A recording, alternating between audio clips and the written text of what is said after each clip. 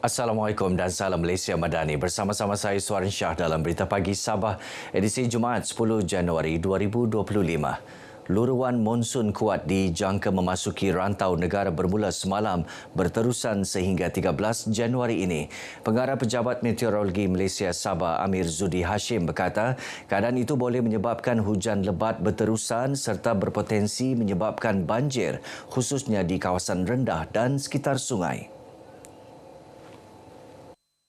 Antara negeri yang dijangka terlibat termasuk Sabah khususnya Timur Sabah, Sarawak dan beberapa negeri di Semenanjung seperti Terengganu, Pahang, Johor, Melaka dan Negeri Sembilan.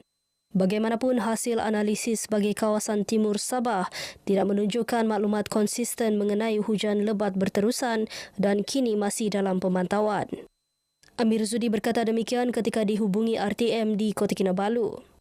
Pada masa sama, amaran angin kencang dan laut bergelora juga sedang berkuat kuasa bagi perairan Laut Cina Selatan juga sehingga Isnin depan. Ia dijangka memberi kesan kepada aktiviti perkapalan dan komuniti pesisir pantai. Justru orang ramai dinasihatkan agar sentiasa peka dengan keadaan cuaca semasa dan mematuhi nasihat amaran cuaca buruk dan keadaan laut yang dikeluarkan oleh Met Malaysia dari semasa ke semasa.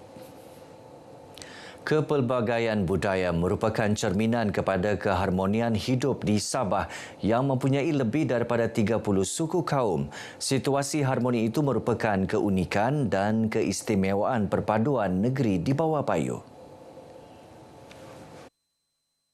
Mengambil contoh perayaan Tahun Baharu Cina, Menteri Kewangan Datuk Seri Panglima Masidi Manjun berkata, ia bukan sahaja disambut oleh kaum Cina, malah turut disertai dan disokong oleh kaum lain. Kita melihat semua orang sebagai sahabat sama dan kita akan melihat perbezaan itu bukan sebagai satu perbezaan tapi satu keunikan dan kelebihan kepada negara kita. Datuk Masidi ditemui media selepas menyempurnakan majlis penyerahan kepala singa kepada masyarakat Tionghoa Sabah sempena Tahun Baharu Cina 2025 di Kota Kinabalu. Beliau berharap masyarakat Cina di Sabah akan terus memberi sokongan kepada kerajaan sedia ada demi kesinambungan pembangunan di negeri ini.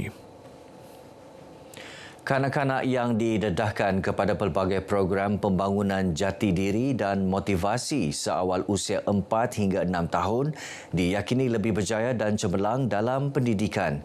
Justru penganjuran Majlis Convocation Kanak-kanak dilihat platform terbaik bagi mendorong minat mereka untuk lebih kreatif dan produktif. Demikian menurut Menteri Belia dan Sukan Sabah Datuk Elron Angin ketika berucap merasmikan program Pintar Kreatif dan Convocation Kanak-kanak Tabika Perpaduan peringkat daerah Keningau. Program ini anjuran bersama Jabatan Perpaduan Negara dan Integrasi Nasional dan Kelas Tabika Perpaduan Daerah Keningau. Menurut Datuk Elron, penganjuran Convocation seumpama secara tidak langsung melibatkan penyertaan ibu bapa sebagai sokongan kepada anak-anak. Ia sekaligus memupuk hubungan kekeluargaan yang lebih erat. Kementerian Kemajuan Desa dan Wilayah KKDW disaran menaik taraf kemudahan di seluruh premis Tabika Kemas Parlimen Kalabakan. Tahun ini kementerian tersebut memperuntukkan RM40 juta bagi menambah baik taska dan tabika kemas di seluruh negara. Pengerusi Jawatan Kuasa Penasihat Giat Mara Parlimen Kalabakan Samasuddin Yusof berkata, kemudahan di premis tabika kemas perlu ditambah baik agar matlamat melahirkan kanak-kanak berprestasi tinggi tercapai. Rata-rata berjalan melihat kemudahan prasarana taska tabika di seluruh Parlimen Kalabakan ini memang perlu diberi tumpuan untuk dinaik taraf. Samasuddin berkata demikian kepada media selepas merasmikan Majlis Apresiasi Kanak-kanak Taska Tabika Kemas Parlimen Kalabakan sesi 2024-2025. Seramai 466 orang kanak-kanak menamatkan sesi persekolahan di Tabika Kemas kawasan Parlimen Kalabakan. Kementerian Wanita wajar diwujudkan di Sabah bagi memastikan agenda pemerkasaan wanita diberi perhatian serius dan diangkat ke peringkat tertinggi. Pengerusi Institut Kajian Pembangunan Sabah IDS Datuk Seri Panglima Azizah Muhammad Dun berkata perwujudan Kementerian Wanita juga penting bagi membincangkan secara spesifik isu-isu berkaitan golongan berkenaan. Dia macam-macam permasalahan, bukan saja bercakap tentang 30% di membuat keputusan, tetapi macam-macam masalah dalam rumah sebagai isteri, kan, sebagai ibu dan sebagai petugas. Dan itu semua perlu ditangani, dan kalau kita ada sebuah kementerian yang melihat khusus kepada wanita ini, maka dia banyak dapat diselesaikan dengan lebih cepat dan lebih baik lagi lah. Datuk Azizah ditemui pemberita selepas Majlis Amanah Tahun Baharu 2025 IDS.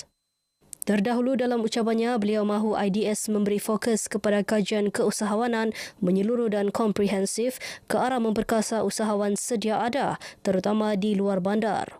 Dalam masa sama, usaha melahirkan lebih ramai usahawan baharu juga perlu dipergiat dengan mengambil kira semua keperluan, cabaran dan peluang ke arah membina ekosistem keusahawanan yang lebih mampan. Mengenai hasrat Parti Warisan Sabah menjalinkan kerjasama politik dengan Parti Bersatu Sabah PBS dan Parti Solidariti Tanah Airku STAR, Datuk Azizah menyifatkannya sebagai usaha memecah belahkan Gabungan Rakyat Sabah GRS. Datuk Azizah yang juga Ketua Wanita GRS berkata warisan sepatutnya bekerjasama dengan GRS secara keseluruhan dan bukan memilih parti tertentu dalam gabungan itu. Kalau kau mau betul-betul bekerjasama, kan? Kerjasama dengan semua lah, kan? Tapi kalau kau mau buat cakap macam gitu, berartinya kami boleh nampak kau tu mau macam belahkan. Itu saja. Jadi janganlah macam budak-budak. Kan? Kami pun boleh nampak juga itu, betul tak? Datuk Azizah mengulas kenyataan Ketua Biro Penerangan Warisan Datuk Muhammad Aziz Jaman bahawa parti itu hanya mahu bekerjasama dengan parti tempatan seperti PBS dan STAR serta mana-mana parti tempatan yang tidak mempunyai isu integriti. Pengurusan Masjid Bandaraya MBR Kota Kinabalu akan menambah baik beberapa infrastruktur demi keselesaan jemaah, antaranya membaik pulih kubah masjid dan menambah tangki air bagi mengatasi masalah kekurangan air di masjid berkenaan. Pengerusi Masjid Bandaraya Kota Kinabalu Datuk Paiman Abdul Karim berkata, beberapa aktiviti turut dilaksana termasuk program Haji Cilik dan usaha menambah bilangan pelajar tahfiz. Perancangan kita untuk tahun ini memang banyak. Yang satu yang tunggu-tunggu ialah Jubeli Perak Masjid Bandaraya.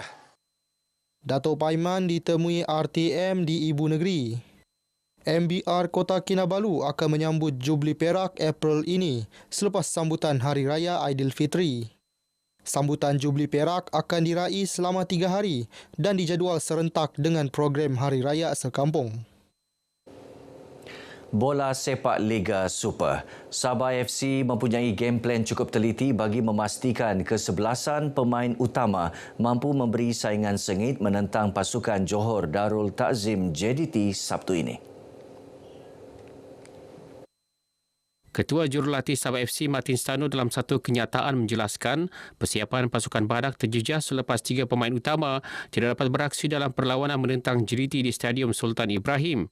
3 pemain tersebut ialah Gabriel Perez, Telmo Casanhera dan Daniel Ting selepas ketiga-tiga mereka dilayangkan kad merah dalam beberapa siri perlawanan lalu. Martin berharap kesemua pemain yang bakal beraksi Sabtu ini dapat mengekalkan prestasi semasa dan terus berada pada tahap maksimum. Baik saudara, sekian Berita Pagi Sabah. Menyusul selepas ini Berita Pagi Sarawak. Dari sungai hingga segara Palestin, pasti merdeka.